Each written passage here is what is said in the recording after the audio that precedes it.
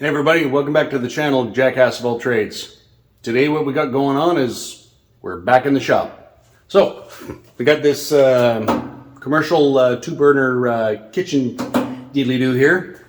And it's been used by our club for a number of years. They kind of complained that it didn't produce the heat that it should have.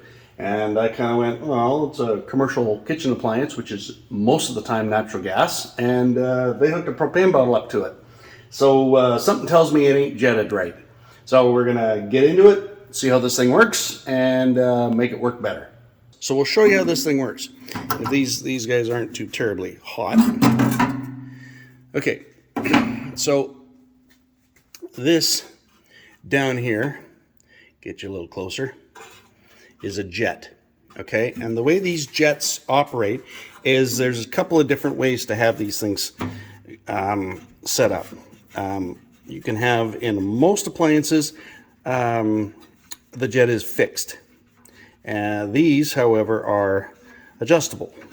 Now, so you have an orifice, tiny little hole, and you see there's quite a long thread here.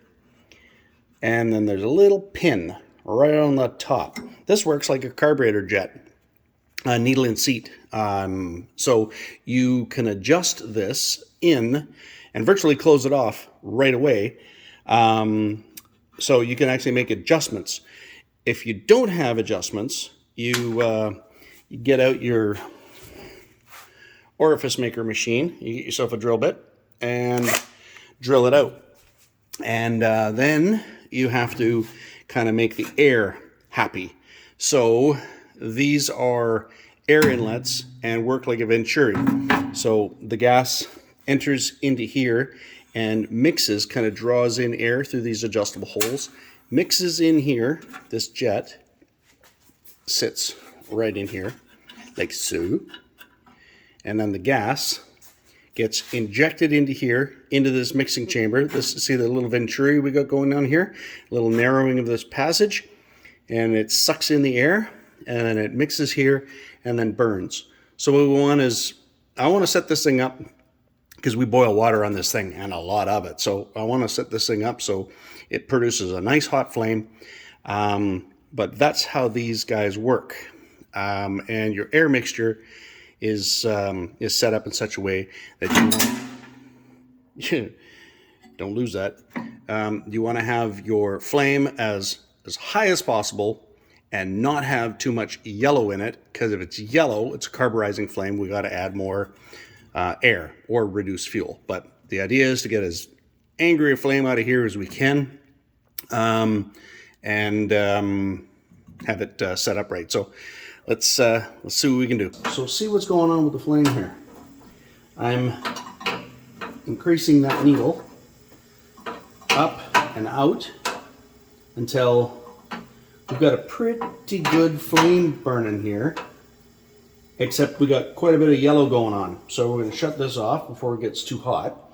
And maybe I can get in there with a screwdriver before things get too warm, and we can increase the airflow. Oh, right on. Came loose without breaking. Surprise, surprise. Hold this from moving.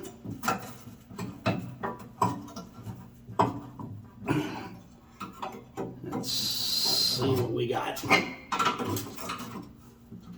Come on, baby. Okay, that's virtually almost wide open. Let's relight that sucker, see what it does. Okay, quite a bit of that yellow flame has reduced. Let's get rid of this overhead light and see what it looks like. Yeah, I'm pretty happy with that, but I want to see if I can make this just a little bit more, a little hotter.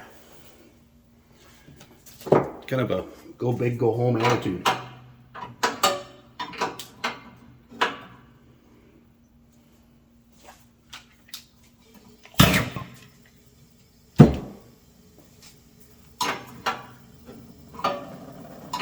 Oh, you hear that?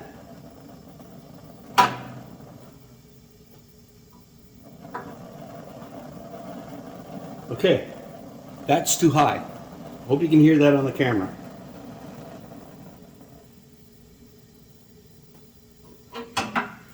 There's something called flame speed. A gas burns at a specific rate, okay?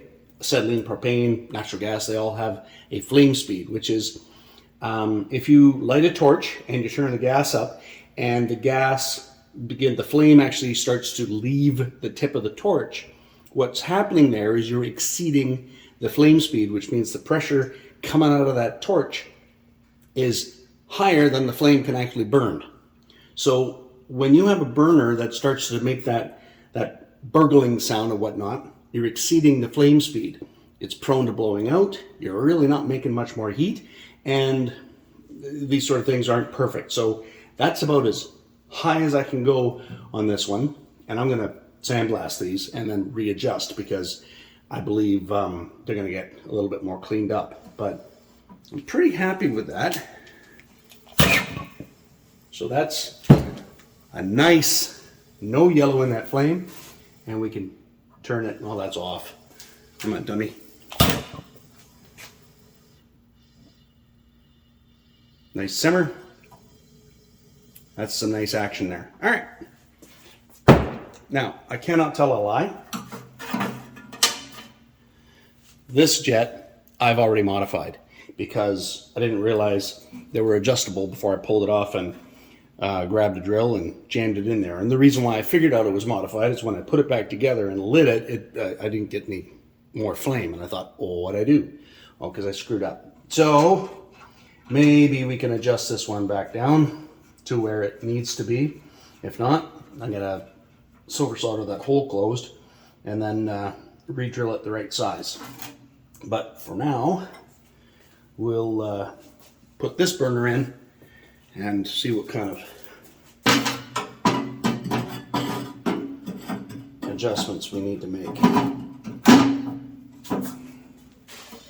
Oh, that sounds high. Let's see what happens. Oh.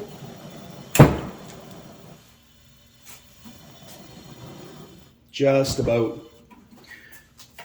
too high.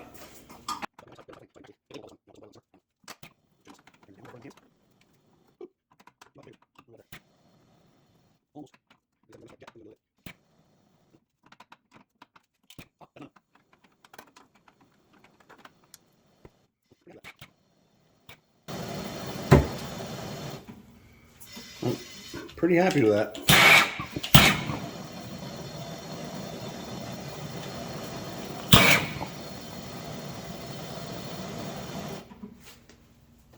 Truth be told, I like this burner better. I may take this one out and drill that orifice so we're getting the same front and back. As a matter of fact, I think that's what I'm going to do. It's not too hot. Actually, it is too hot. And we'll get this guy out of here.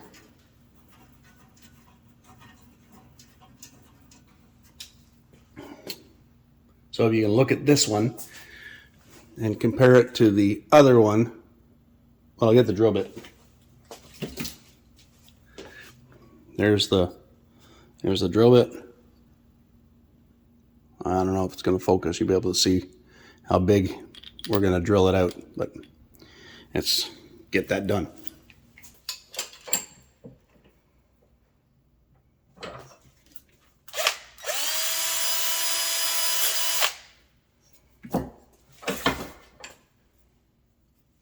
All right, back to the burner. All right. Yeah. By fluke, I think I got it in the right spot. Start with a smaller flame. No noise. Try not to set off the sprinkler system. Try not to set off the sprinkler system in the building. Oh my goodness. Wouldn't that be funny? Ex-sprinkler fitter sets off sprinkler system by accident. Film at 11. I'm just listening here rather than using too much fire.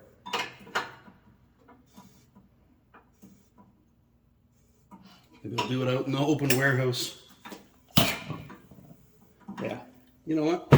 Now I'm getting a little bit nervous. So we're gonna move this out into the open warehouse. See how that works. Now I don't have to be so cautious.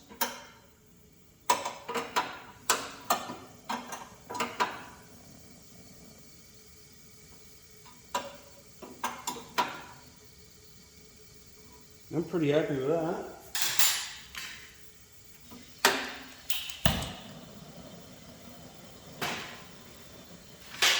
This one's a little gung-ho, I think. I'd like to back this one down.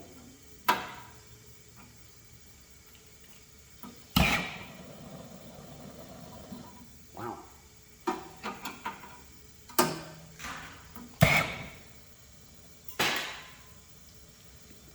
Now it's not enough.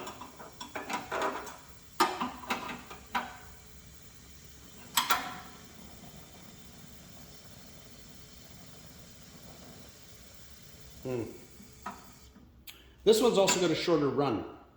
This one just goes here whoop, to the burner, and this one's got a longer run. I think this one's a little bit more angry because there's some turbulence in the gas mixture that is affecting the pattern. So I'm gonna leave it right like that. Pretty happy with that. Now, there's one more thing I wanna show you guys, and I'll get you a screwdriver. So, on a commercial stove, on a commercial type appliance, this is a pilot light. There's a pilot light on many commercial equipment. Any equipment could have a pilot light. But on residential stuff, they have something called a thermocouple, and there's a little pin here that when it stays warm, the gas continues to flow. If the pilot light gets blown out, it extinguishes the gas, so you don't fill your house full of smoke. Commercial kitchen equipment doesn't have that sort of stuff. You just got an adjustment here. Now I'm just going to turn this one on until we can see or hear it. Okay. So this is what it sits and does. So now, if you want your on, off, on, off. So that pilot light sits hidden underneath there. You don't even know it's there. There's your burner and off again. So what happens when you do a conversion like this is, okay, you turn off your gas and you walk away. Well, this fire stays burning, and that's only a 20-pound tank. So what you should do is A, be aware of it, and B, just turn them off. Just close these valves completely, like so, and you no longer have a pilot light issue. You can actually see the mark here. The members that use this thing kind of aren't aware, so this is burning unnecessarily. It actually has the potential to cause a fire. Somebody will think it's off, put something plastic on top of it. So this is a match light product, and away we go. So I think that kind of sees that finished. This little guy is kind of ready now for some reassembly and some cleanup, but that's how you make adjustments, either to convert to propane or natural gas, depending on which way you're going, and kind of how to read a flame. All right, that sees this done. I'm pretty happy with the results. We got a little bit of color in the flame. That's got a lot to do with high temp paint burning off. But you know, I think we got some pretty good results here. I'm also quite pleased that we managed to get rid of the pilot light issue. We didn't even know we had the issue, but how easy would it be to just turn these off? Those pilot lights would stay burning there. Somebody lays a tea towel over top of it, thinking, you know, that it's off. So that's cleaned up and fixed up. Pretty happy with the results. So get this back out to the club and get some water on it, and we can boil up some crab. If you liked it, give it a like. Thanks for watching.